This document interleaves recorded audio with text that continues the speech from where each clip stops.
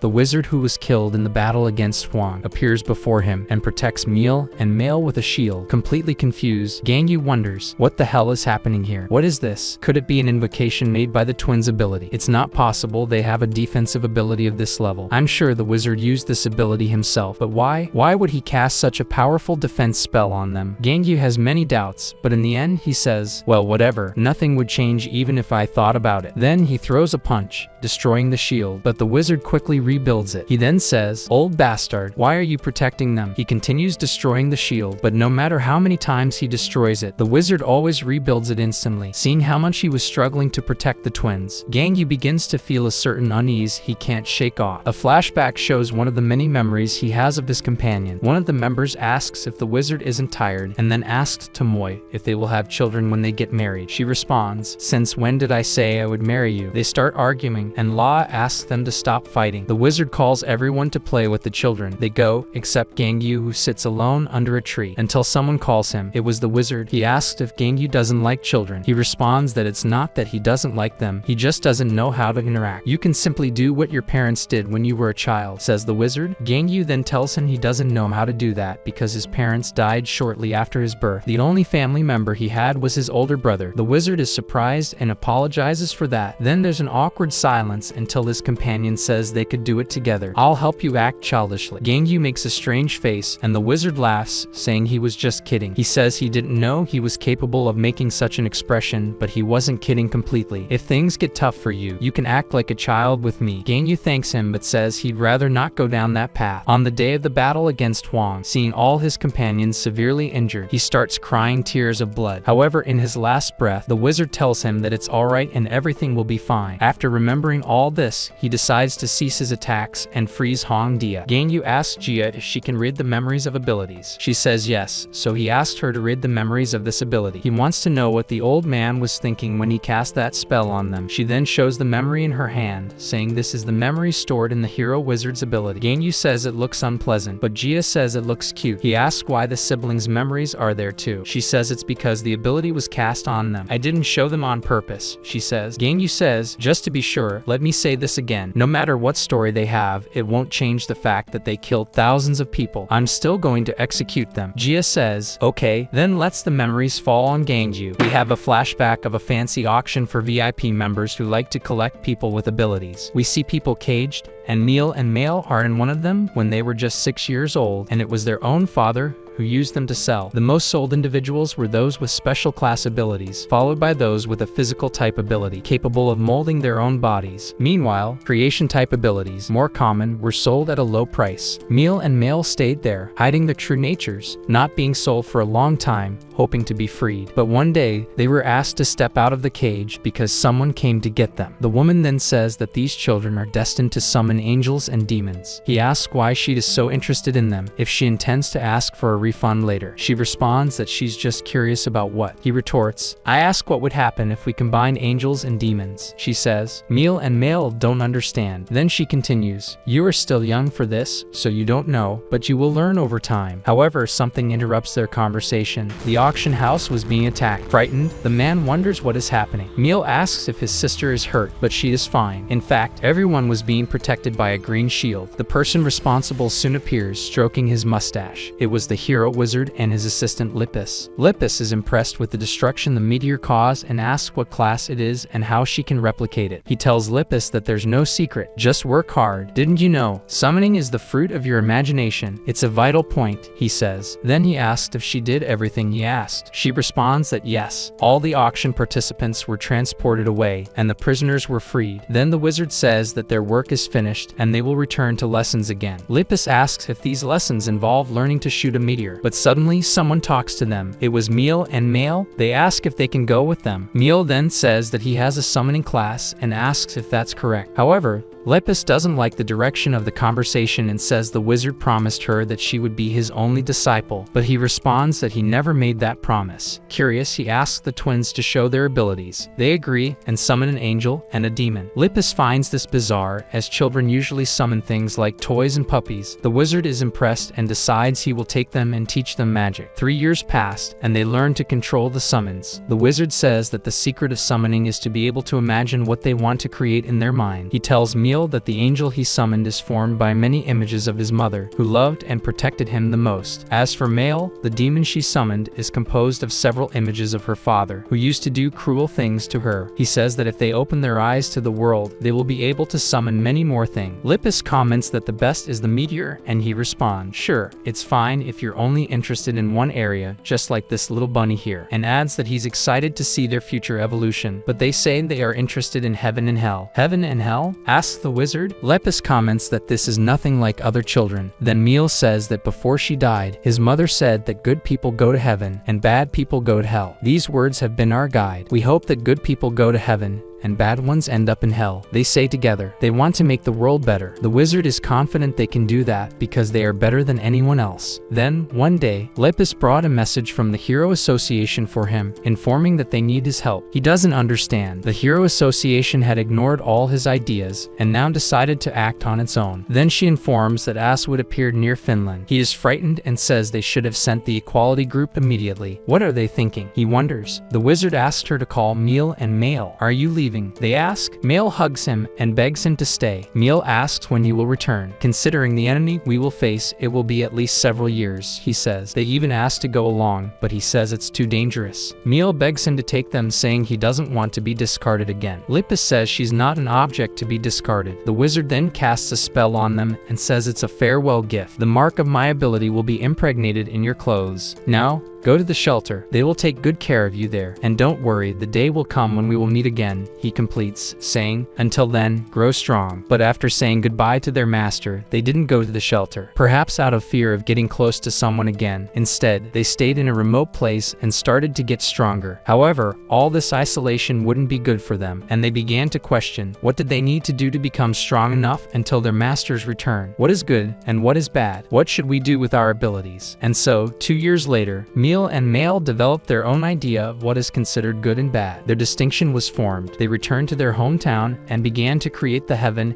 and hell they had imagined. Meal and Mail returned to their hometown and began to build the utopia they envisioned. With the help of their summons, they monitored the entire population for a month, categorizing people into those who would go to heaven and those who would go to hell, according to the simple and childish ideals they had learned from their mother. These ideals included things like not stealing, not littering, avoiding making noise in public places, not lying, and things like that. Everyone found these standards frightening. After all, who has never lied once in their life? Meal cornered a mother with her child and told them not to be afraid, saying he knew she had lived a kind life. She begged to let them go. He replied that she didn't need to worry because she wouldn't die. The creature pierced her with its arm, and he completed, "You will just have a happy dream for all eternity." The news of what they were doing in that small town spread everywhere, reaching the ears of the Hero Association. Hitoriti, the president of the association, was about to start a meeting but noticed several empty chairs and asked, "Where are the others?" Chibirinzu, a third-class heroine, responded that all the others were on vacation or something like that. Kusta, another third-class hero, suggested they get straight to the point and commented that there were some quite interesting cases. They began to analyze the cases, but Kusta and Tu were bored because there were only level 1 difficulty cases, and only level 2 difficulty cases would help them rise in rank. The president of the Hero Association said he had a level 3 difficulty case and asked if they were interested. Tu said no, because in that type of case, the criminals are very difficult difficult to catch, and she would end up losing a lot of time. But she became intrigued by one of the cases and asked, "Why is a case in a small village appearing here?" Utoriti then said that these children were already categorized as level 1. They were surprised that 2 children were already categorized like this, and asked how old they were. The president said they were around 10 years old. Costa then said, "They are very young, probably not even hit puberty yet, but they have already managed to take over an entire village. When they grow up, they will probably be at level 2 or 3. Should we really wait for them to grow up?" The president said not to worry, as that would take 5 years or more to happen. They agreed, but Utoriti said there was something curious about these children. They were apprentices of the hero wizard. Susu suggested asking the wizard to deal with his own mess, but Kusta said that the hero wizard was busy in Finland, dealing with the villain Aswid. Then, a mysterious figure who had not spoken until then raised her finger. Everyone looked in her direction. Her name was Thu, a third-class heroine with summoning abilities. She asked for permission to go there. As soon as she arrived in the village, she was impressed with what she saw. The power of those children hovered in the sky, monitoring everything through a crystal ball. Meal and Mail were watching the intruder closely, trying to identify her intentions. Thu found the children's puppets and wondered, while taking a selfie, if it was a special type power, if they were brainwashed or just asleep. She commented that they didn't seem dead, but what could this be? When she was about to take another photo, Meal and Mail turned their puppets into themselves and asked the stranger what she wanted. She was impressed and said that those with special type powers have incredible abilities, even managing to do something like this. "What else can you do?" Meal asked her to answer the question, but Thu was curious and asked if the wizard knew they were in the special type category since, as far as she knew, he only accepted summoners as apprentices. "Did you deceive him?" Meal was curious and asked, "Who are you anyway?" She then introduced herself. "My name is Thu, and I am your senior." Meal said that the only senior they have is Lepus, so the wizard didn't tell you about me. She started to tell a brief story. "I really like sharp things. The wizard told me that if I wanted to train in attack magic, I also needed to train in defensive magic, but defense magic wasn't my forte, so I didn't listen to him. After that, he slowly stopped paying attention to me. He had abandoned me. He is so cruel." The atmosphere became awkward, and she started screaming that yes, he was very cruel. Mail, seeing her go crazy, told her brother that she was scary. He continued saying, "He had said that I was talented in magic and always smiled and praised me, but he abandoned me. He is very cruel." Meal, scared by all this, asked her to leave, but she had other plans and summoned several sharp blades. Meal screamed for her to stop, but it was no use. She started killing all the people under their abilities' effects, hoping to make the hero wizard remember her again. As she killed those people, Kithu laughed frenetically, finding it all wonderful. Meal and Mail managed to return to their bodies safely and, looking at the crystal ball, realized that the utopia they were building was being completely destroyed by that lunatic. The more people she killed, the more addicted she became to that sensation, jumping between bodies and saying happily that she didn't imagine that this sensation would be so good. She wanted more. When she was about to kill another person, Meal and Mail appeared and activated a shield to protect him. Kithu was impressed. "Wow, defensive magic. You did a good job learning from the professor. This magic is quite strong, but your attacks still have a lot to improve." Mail shouted angrily, "You will definitely go to hell." Kithu mocked, telling her to have more respect. "After all, I am your senior. I always wanted to use my abilities in crowded places, but I couldn't do it, as even being a heroine, I would definitely be arrested, so I could never fulfill this dream. But now this is a perfect situation for it. I thank you for giving me the opportunity to fulfill this desire, since all the blame for what happens here will fall on you." She then raised her hands and said, "I imagine I can summon it." They stood still, not knowing what to expect from this lunatic. Then she screamed, and a giant stiletto appeared in the sky. With a bloody but satisfied face, she declared that she had succeeded. The power of imagination is the most important for a summoner. The experience and feeling that Kithu had after killing countless people helped summon an even greater power, enhancing her ability. She said she had never been able to summon anything of this size before. So big, so cool. This is all thanks to you too. But when she said goodbye and was about to launch the giant stiletto at them, something devoured her, leaving only her arm. Meal was surprised, as was Kithu. Mail also went through the same experience. Mail saw Kithu as a terrifying demon, and her ability was also strengthened. Scared, she turned to her brother and asked, "Did I just kill a person?" Her brother promptly said, "No, what you killed was not human but a demon." A year later, Meal and Mail created an even larger utopia, expanding their domains further. They were registered as a new case in the Hero Association